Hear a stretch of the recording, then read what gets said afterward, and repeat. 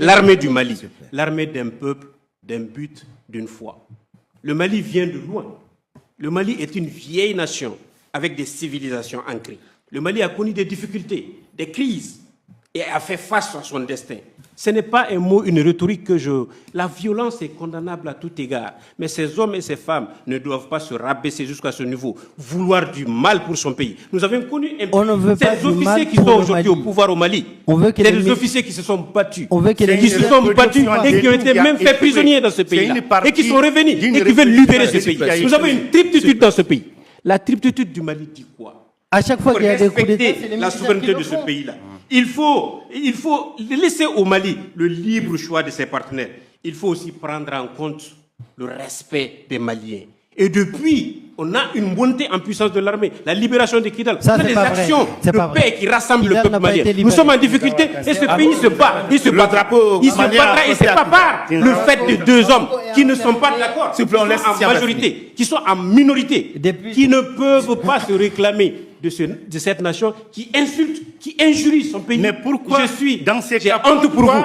J'ai honte pour vous. Je ne souhaite pas. Régime que vous souhaitez, je ne souhaite pas que. C'est pas le régime de Mali. Le Mali d'abord. Non, le Mali, ne sont pas les Mali. Dans notre hymne national, il est dit quelque part dans notre hymne national, si l'ennemi découvre son front, au-dedans ou au-dehors, debout sur les remparts. L'hymne ne date pas de ce régime.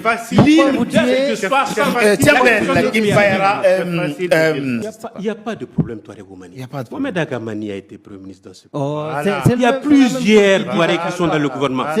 Gamou dirige la ville de Kidal. Et vous en comptez des Touareg. Il n'y a jamais eu de question de Touareg, ni de question Peul, ni aucune question ethniciste au Mali.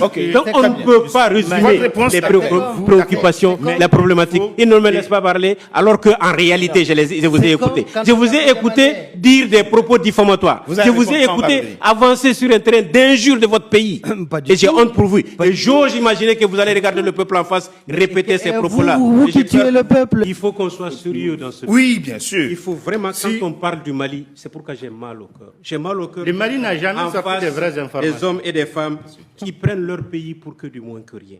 Il faut restituer les choses dans leur contexte. Nous sommes dans une situation de guerre géostratégique et géopolitique. Bien sûr. Et quand on voit une citerne prendre feu et que ça soit amplifié sur les réseaux, nous sommes d'abord dans un pays continental qui n'a pas d'accès vers la mer, qui est obligé de se ravitailler à travers deux ports, le port de Bamako, le port de Dakar et le port d'Abidjan, et d'autres ports évidemment de la sous-région qui nous servent pour ravitailler ce pays-là. Ce n'est pas en instrumentalisant ce problème-là, en jouant à la géopolitique. Le Mali a connu